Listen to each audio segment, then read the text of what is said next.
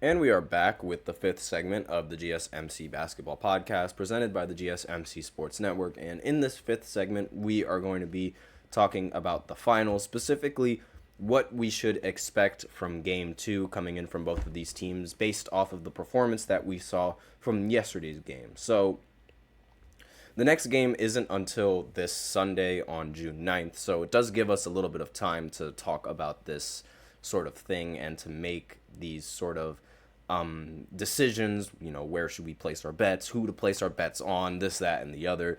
And judging by their sort of pattern in this postseason, I feel like we should expect the Celtics to lose this second game against the Dallas Mavericks. Now, this is just because of the trend that's been going on with a lot of these games. I mean, the Celtics, they've lost in game 2 in all of the series except for the most recent one, where they played arguably one of the more weaker teams in the Eastern Conference. I'm sorry that I called the Indiana a weak team despite the fact that they ended up making it to the Eastern Conference Finals, but it's just the way that they made it there.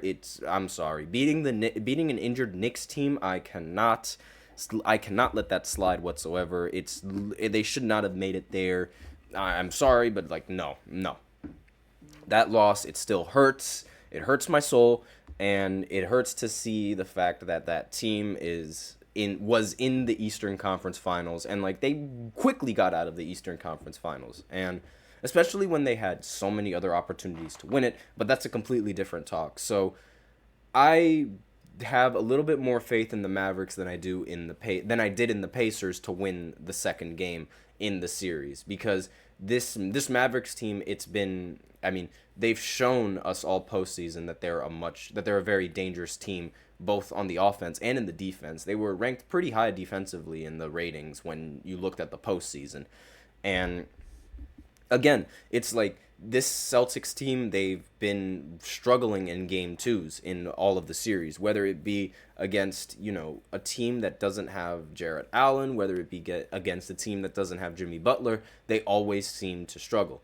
And they didn't do that against the Pacers, but at the same time, they're the Pacers. I'm sorry to say this, but the Pacers defense is not something to be afraid of. And when you're playing at home, that the defense, if you're not afraid of the defense, it just ultimately boosts your offense like that. And I do not feel like this Mavericks team is going to lose in game 2. They definitely cannot lose in game 2, without a doubt. If they lose in game 2, then I feel like the series is going to be over. The Celtics, they have yet to lose a single away game in this entire postseason, which is why if the Mavericks end up going down 2-0 in the series, it could be very, very dangerous for them.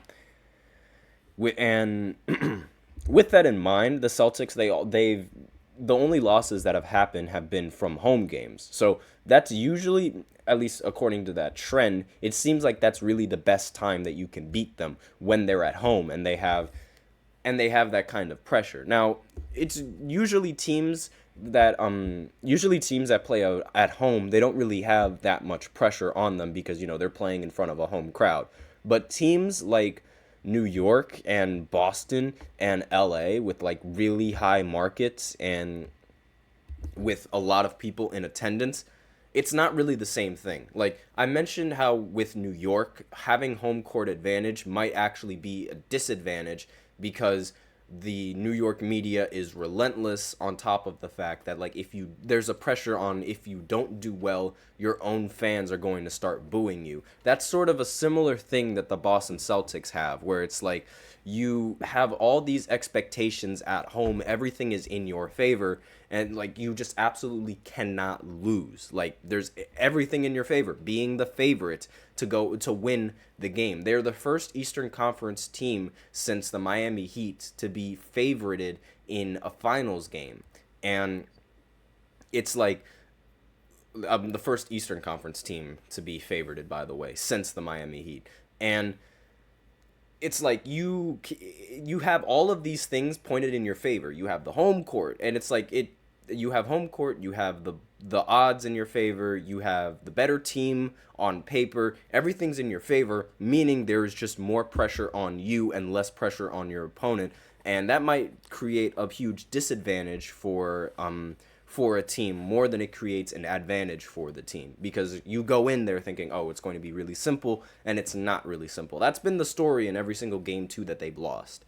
And who knows, maybe they learned from it. Again, they haven't lost a game since May, so it's like they're on a huge winning streak in this postseason, and it's like it's going to be really difficult to blow them off of that winning streak. So it's going to be, I still think that the Mavericks, they have the best chance of winning in game 2, especially after the performance that they had in the last game. I have a feeling that they're going to step it up. They're going to come up with either a different game plan, or Kyrie is going to get a little bit more involved in this system, more so than he was in the previous game. He didn't really do much offensively, which was honestly, in my opinion, the biggest reason why they didn't win that game. So if you just have him performing, I'm just grabbing my charger. If you just have him performing well on the offensive side of the ball, I think you'll be good. I think the Mavericks would be all right, because, again, it was really just Kyrie shooting that caused them to lose this game and to make the game sort of not close, which is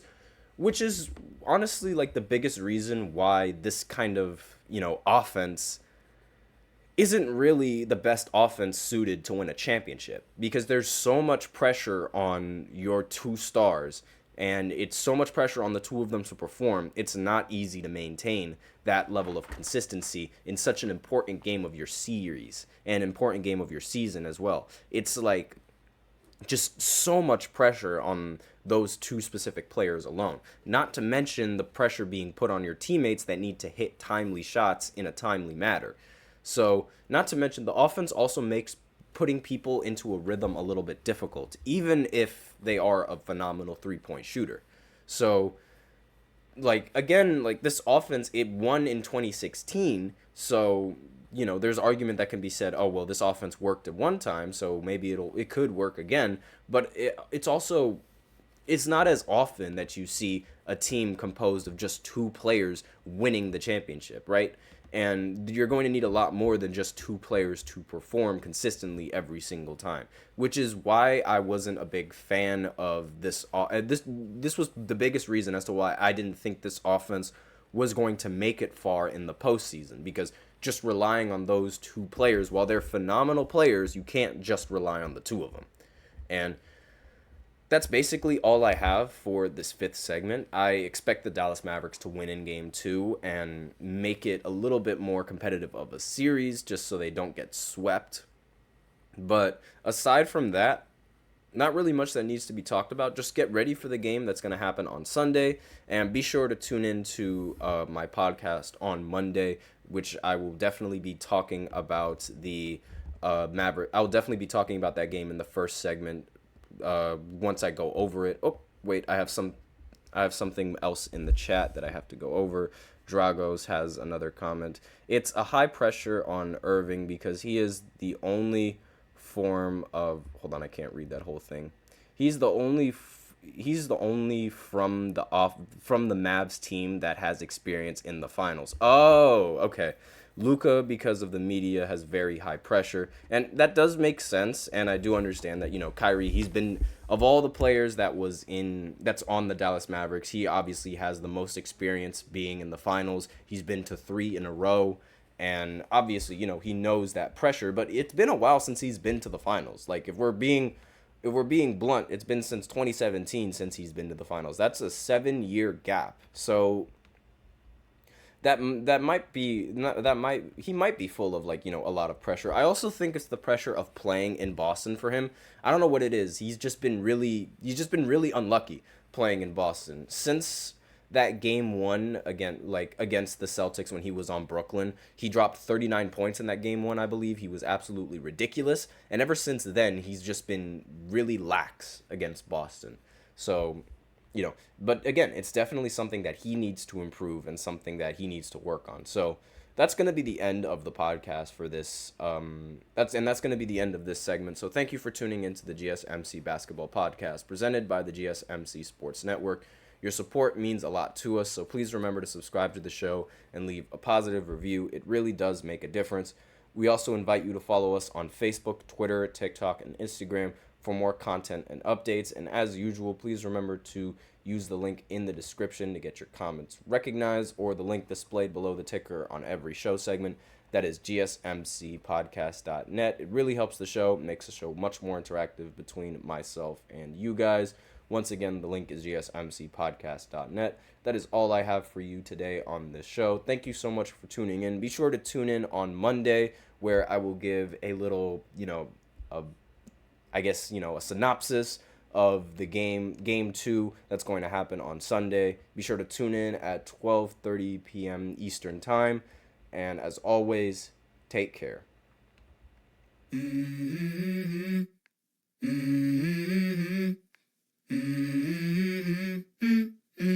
Let's go. I wake up to a little bit of drool on my pillow, feel like it's gonna be a bad day. Yeah, I'm tired of shit, and the coffee ain't hit yet. Damn, ain't that great. I don't wanna go.